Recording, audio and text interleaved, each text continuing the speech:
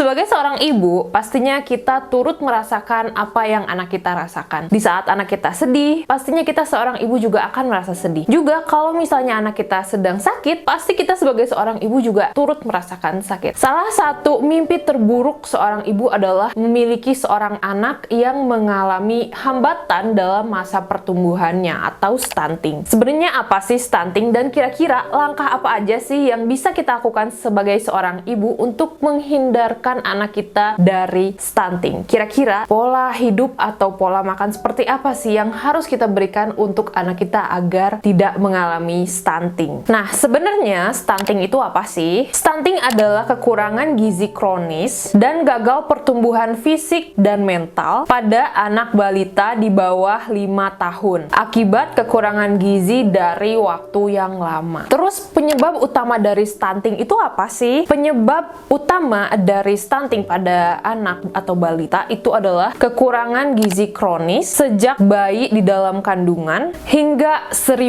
hari kehidupan pertamanya atau kurang lebih sampai anak berusia 2 tahun. Terus ciri-cirinya apa sih anak kita memiliki stunting atau enggak? Ciri-cirinya yang pertama adalah pertumbuhan yang terhambat. Terus wajah tampak lebih muda daripada anak-anak seusianya. Terus pertumbuhan gigi yang terhambat dan juga performa buruk pada kemampuan fokus dan memori anak. Dan yang terakhir ciri-cirinya adalah pubertas yang terlambat. Nah, terus emang bahayanya apa sih dan dampak apa sih jika anak kita mengalami stunting? Yang pertama, dampaknya adalah anak menjadi mengalami kegagalan atau terganggunya pertumbuhan fisik dan proporsi tubuh yang berbeda dari anak yang sehat. Terus anak kita juga jadi mudah terkena penyakit atau infeksi. Dan anak kita juga akan mengalami hambatan kognitif serta motorik. Juga anak kita akan mengalami menurunnya kemampuan intelektual di bawah rata-rata dan sulit memahami sains. Terus kita sebagai seorang ibu, apa yang bisa kita lakukan untuk mencegah anak kita mengalami stunting? Sebagai seorang ibu, hal pertama yang bisa kita lakukan adalah selama kehamilan, ibu harus mengkonsumsi makanan dengan gizi seimbang. Seperti misalnya penuhi kebutuhan protein, lemak, karbohidrat, dan juga gizi-gizi lainnya. Dan makanan yang bergizi dapat kita konsumsi dari daging merah, dari ayam, ikan, kacang, sayur-sayuran, buah-buahan, biji-bijian, dan juga produk olahan susu lainnya. Lalu yang kedua yang bisa kita lakukan sebagai seorang ibu untuk menghindari anak kita mengalami stunting, yaitu